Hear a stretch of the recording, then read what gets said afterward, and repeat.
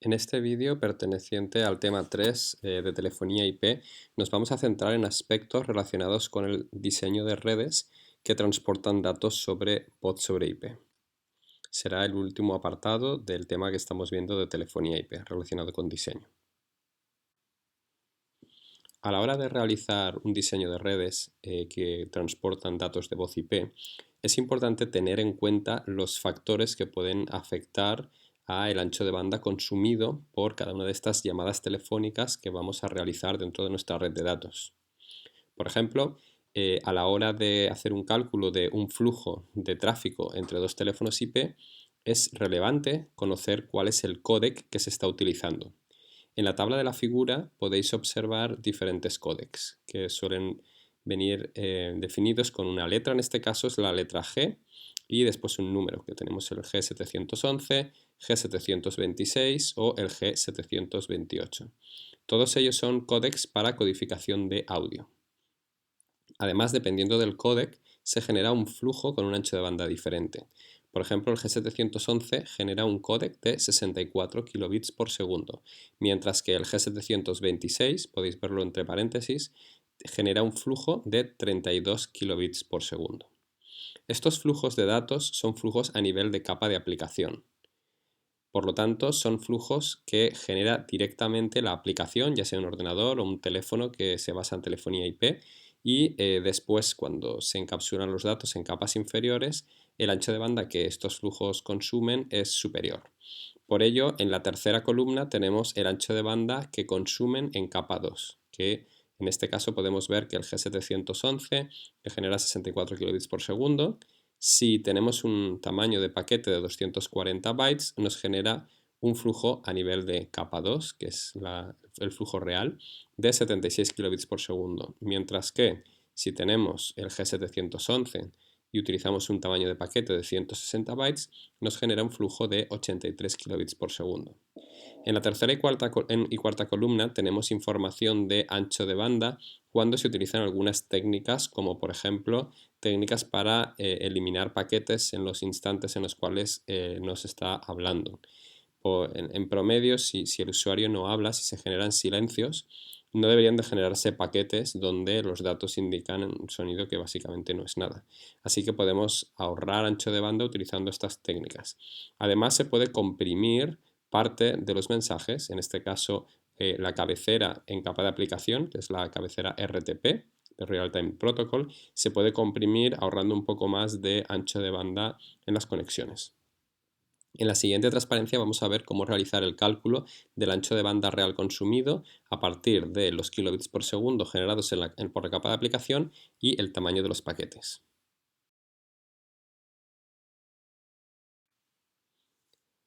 En este ejemplo tenemos una estación que tiene una cámara instalada y va a generar un flujo utilizando el códec G711 con Real Time Protocol. Hemos elegido como tamaño de paquete 160 bytes. De modo que la aplicación va generando paquetes de 160 bytes. ¿A qué ritmo genera estos paquetes? Como hemos dicho que son 64 kilobits por segundo y cada uno de estos paquetes ocupa en bits 1280 bits, que es el resultado de multiplicar los 160 bytes de un paquete por 8. Si hacemos un cálculo rápido, obtenemos que a una tasa de 64 kilobits por segundo, si cada paquete son 1280 bits, estamos generando con la cámara 50 paquetes por segundo del tamaño indicado. Así que tenemos ahí nuestros 50 paquetes por segundo. Cuando estos 50 paquetes por segundo, que son datos en capa de aplicación, los encapsulamos dentro de la cabecera RTP, UDP y IP, tenemos que añadir más información. Si añadimos estas cabeceras, obtenemos 40 bytes adicionales de información. Así que ahora tendremos mensajes a nivel de capa 3 en los paquetes. Ya no van a ser de 160 bytes, sino que van a ser de 200 bytes cada uno. Si además los encapsulamos en capa 2, por ejemplo, si utilizamos redes WAN y el protocolo Point-to-Point Protocol, PPP, tendríamos 6 bytes más. Así que cada uno de los paquetes ocuparía 206 bytes. Esto sería en bits 1648 bits por paquete. Y hemos dicho que la velocidad a la que se envían era de 50 paquetes por segundo. Así que estos 1648 bits por paquete multiplicado por 50 paquetes nos da una velocidad o un ancho de banda consumido por uno de estos flujos de 82,4 kilobits por segundo.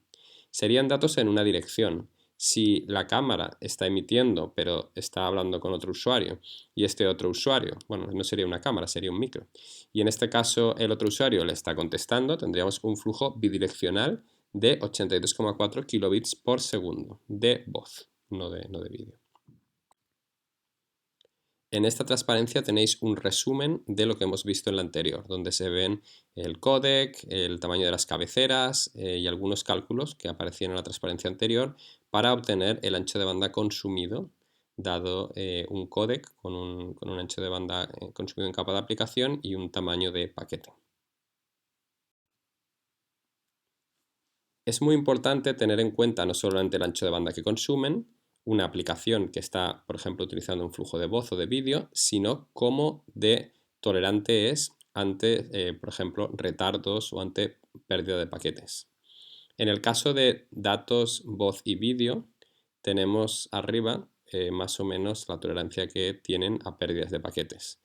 En una transmisión de datos se puede perder fácilmente un 1 o 2% de los paquetes sin que se afecte mucho a la transmisión de la información.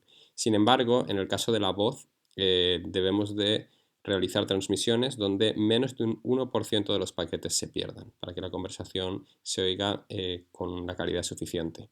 En el caso del vídeo aún se tiene que ser más exigente y se espera que menos de un 0,05% de los paquetes se pierdan. Además, veis en la parte inferior más o menos el ancho de banda que consumen algunas de estas aplicaciones, sobre todo de vídeo, cuando estamos haciendo transmisiones de muchos a muchos o de pocos a muchos en diferentes modelos.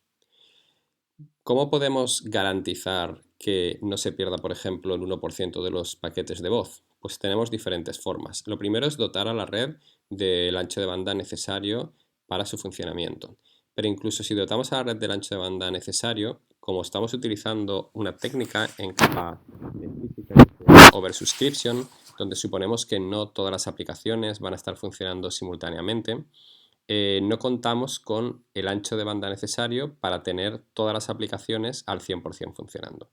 Esto puede producir en algunos instantes de tiempo problemas tanto de cuellos de botella como saturación de los enlaces, que hagan que los paquetes puedan perderse o retrasarse.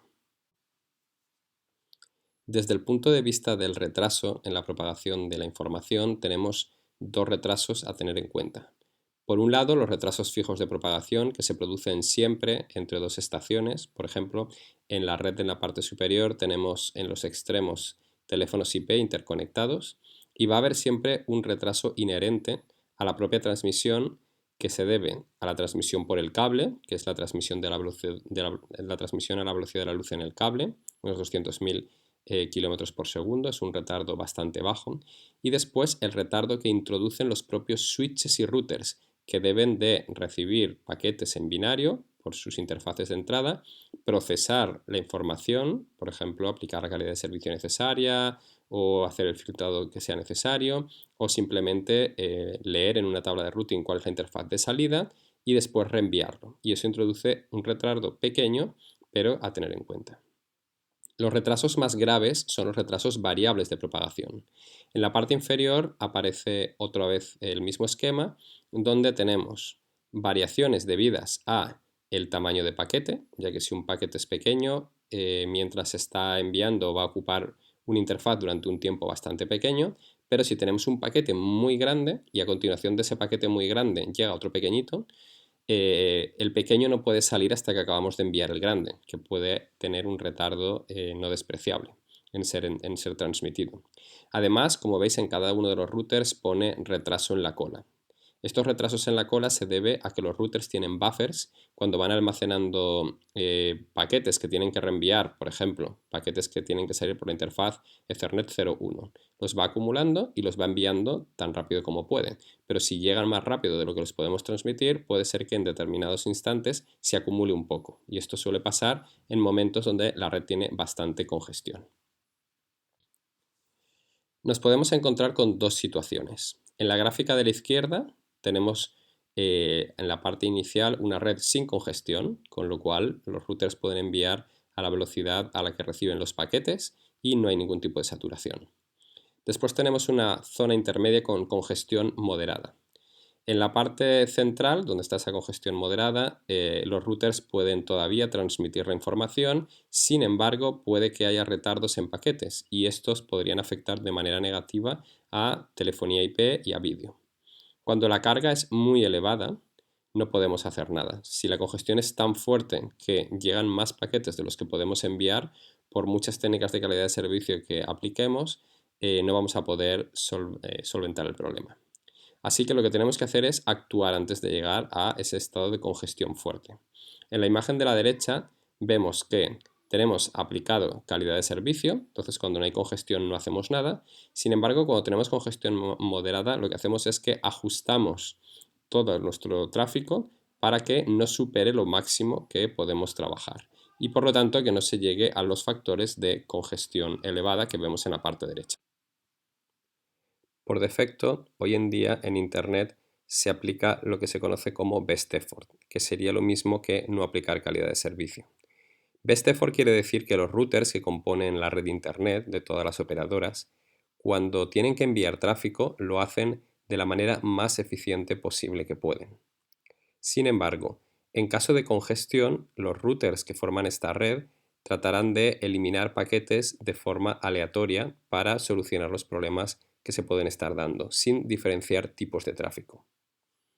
Si por ejemplo disponemos de una red WAN entre las sucursales de nuestra empresa y necesitamos dar algún tipo de servicio, por ejemplo servicios de voz IP entre nuestras sucursales, tenemos que pactar de forma específica algún tipo de sistema que nos permita obtener calidad de servicio en nuestras comunicaciones. Vamos a ver un ejemplo. Ahí tenemos una red que puede ser la red de cualquier operadora, formada en este caso de forma simplificada por 5 routers en el centro de la nube. Y después tenemos 2 routers en los extremos que podrían ser una casa de un usuario o una red de una empresa. Vamos a establecer un flujo de información. Puesto que vamos a aplicar calidad de servicio, lo que tenemos que hacer es poder diferenciar tipos de tráfico. Esa técnica se llama diff-serv o servicios diferenciados. Esta técnica de calidad de servicio se basa en hacer lo siguiente. Cuando enviamos el flujo de tráfico que veis en la parte inferior, cuando llegan al borde de la red, el borde de la red es el primer router con el que nos encontramos de acceso a la red, necesitamos identificar el tipo de tráfico. En este caso era tráfico H323, por lo tanto se considera tráfico de vídeo y de audio, es decir, multimedia. Lo que hacen los routers es marcarlo como tráfico prioritario. Cuando llega al router de la operadora, que sería el router del borde, ese router, puesto que lleva una etiqueta de tráfico prioritario, aplicará calidad de servicio y en caso de congestión dará una mayor prioridad a este tipo de tráfico que a otros. El tráfico va marcado por el camino, por lo que sería la nube de la operadora, va marcado y se le va aplicando calidad de servicio en cada uno de los routers interiores. Una vez salimos de la red de la operadora, en la parte derecha, miramos la prioridad, aplicamos la prioridad necesaria y eliminamos todas las marcas que tenía inicialmente nuestro paquete, ya que vamos a enviárselo al host final. En esta técnica lo que hacemos es primero identificar el tráfico, marcarlo y para eso utilizamos la cabecera IP. Después de marcarlo, los demás routers tienen que reconocer esa marca y aplicar alguna técnica de calidad de servicio específica y posteriormente quitar las marcas y enviárselo al usuario final. La alternativa a servicios diferenciados se llama servicios integrados y se basa en que la operadora haga una reserva de ancho de banda específica para las aplicaciones que viajen a través de su red. Sin embargo, esta técnica no es muy escalable, ya que necesitamos tener una reserva para todos los clientes que pueda tener en un momento determinado la operadora disponible en todos los routers interiores de su red. Y por lo tanto, los servicios diferenciados escalan mucho mejor, ya que se basan solamente en una clasificación por tipos de tráfico. Para aplicar servicios diferenciados necesitamos tener las siguientes funciones disponibles.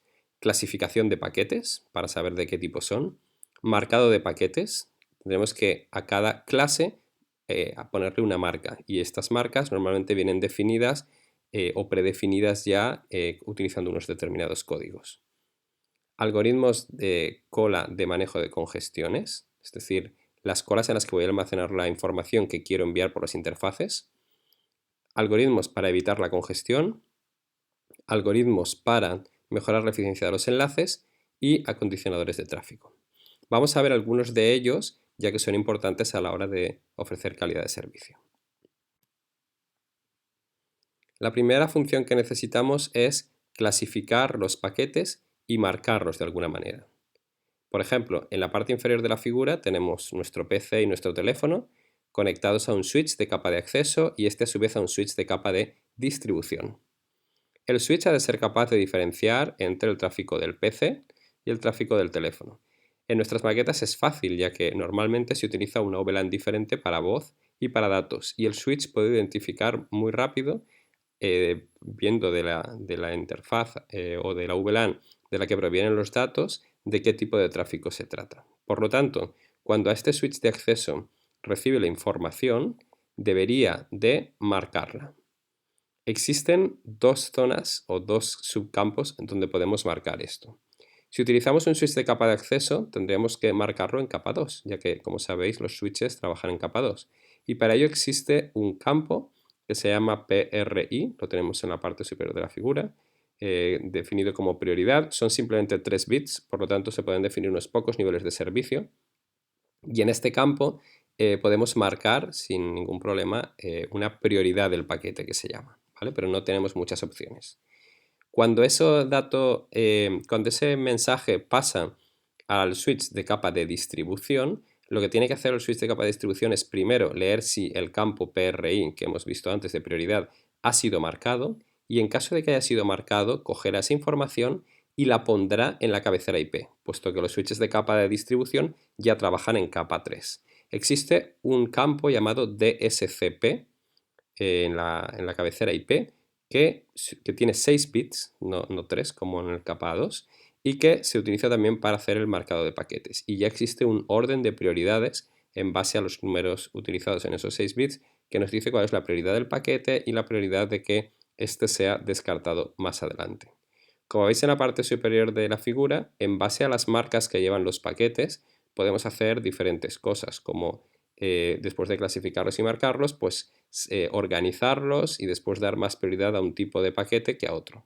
En función de la necesidad o de la cantidad de tráfico que estemos recibiendo en un momento dado por una interfaz, si hubiese que descartar paquetes, pues como veis en la figura, primero se descartarán los morados, que son los que menos prioridad tienen, después se descartan los paquetes verdes y por último se descartarían los paquetes rojos, que son los que son críticos y no queremos descartar. Pero bueno, ¿cómo vamos a realizar este tipo de tareas realmente? A nivel de los routers, por ejemplo, o de los switches multicapa que teníamos en la figura, una vez los paquetes llegan marcados, como podéis ver en la parte izquierda de la figura, van llegando paquetes a una interfaz. Tal cual llegan paquetes a una interfaz para ser enviados, por ejemplo, un paquete amarillo, uno verde, uno rojo y uno morado. Lo que hacemos es ponerlos en sus colas específicas. Tenemos en la parte superior una cola que aparece con fondo amarillo, que es lo que se llama una cola de prioridad LLQ. Es una cola de prioridad y de baja latencia. ¿Qué quiere decir una cola de prioridad? Quiere decir que siempre que hayan paquetes en la cola de prioridad para enviar, se van a enviar antes que ningún otro paquete que esté pendiente de ser enviado. Así que si en un momento determinado tuviéramos la imagen que veis en el centro de la figura con todos esos paquetes para enviar, primero se tendrían que enviar los 4 paquetes rojos, incluso antes de cualquier otro paquete de los que aparecen abajo. Y a continuación, el resto de paquetes utilizan lo que se llama una cola de envío justa, basada en clases. Es lo que aparece el Class Base Weighted Fair Queue, es las siglas que aparecen en la parte central. Este tipo de colas lo que hace es que el usuario o el administrador, que en este caso seremos nosotros, definimos diferentes clases, que puede ser pues clase de datos no prioritarios, que pueden ser email, puede ser por ejemplo navegación, otro tipo de datos que sean un poco más prioritarios para los usuarios de nuestra empresa o lo que necesitemos configurar. Entonces definimos diferentes clases, que en este caso son los colores que aparecen ahí, y qué porcentaje del ancho de banda va a ocupar cada clase. Así que lo que no esté utilizando la cola de prioridad de la voz, que sería la de arriba del todo, la pueden utilizar los demás y ir repartiéndose la carga. Hay que tener mucho cuidado cuando configuramos este tipo de colas. Por ejemplo, la cola de prioridad que aparece en la parte superior en amarillo nunca deberá superar el 33% del ancho de banda de un canal. Cuando la configuremos nos tenemos que asegurar de que no le damos más ancho de banda, porque si llegara mucho tráfico de voz, como la prioridad es absoluta, los demás paquetes nunca tendrían tiempo para ser enviados, porque las demás colas siempre tienen menos prioridad que la cola superior, la LLQ. Y por lo tanto, para que la red funcione correctamente, nos tenemos que asegurar de que, como mucho, esa cola va a disponer de un 33% del ancho de banda de un determinado enlace. Si tenemos un enlace, por ejemplo, entre distribución y el núcleo, o entre acceso y distribución, tenemos que hacer los cálculos adecuados para que todas las llamadas telefónicas que se puedan cursar no superen el 33% del ancho de banda del enlace. De esta manera no saturaremos nunca solamente con llamadas telefónicas ese enlace. Todas las demás colas juntas sumadas a la cola de la cola de prioridad, es decir, todas las que aparecen en la figura, deberían de ocupar como mucho un 75% del ancho de banda del enlace, si queremos que la red esté bien diseñada. Y con ello nos aseguraremos de que en momentos de congestión todo sigue funcionando correctamente. Por último, me gustaría comentar otra de las técnicas que es importante en el caso de tener enlaces de baja velocidad o enlaces lentos, que lo que hace es lo siguiente. Imaginaros que tenemos una interfaz de un router, una interfaz serie, que es muy lento. Por esa interfaz serie podemos enviar mensajes grandes y pequeños. Si enviamos un mensaje muy grande, imaginaros un mensaje de 1500 bytes, un paquete de 1500 bytes, si el interfaz es muy lento puede tardar mucho en salir. Podríamos llegar a tardar hasta 100 milisegundos en enviar ese mensaje. Si, por ejemplo, basado en el sistema que veíamos antes, estamos empezando a enviar ese mensaje grande y nos llega un paquete de voz, aunque tiene una prioridad superior, no podemos enviar el mensaje de voz hasta no acabar de enviar lo que ya hemos empezado a enviar. Si tenemos 100 milisegundos de retraso en enviar ese mensaje grande, lo que se llaman los jumbograms, que es un mensaje muy grande, el paquete de voz estará esperando 100 milisegundos en la cola. Si esto pasa en varios routers, superaremos esos 150 milisegundos máximos extremo a extremo. Para evitar eso, lo que se hace es utilizar un sistema que fragmenta estos jumbograms en paquetes más pequeños. En el primer cuadrado de la figura veis como una sierra radial cortando mensajes grandes en mensajes pequeñitos.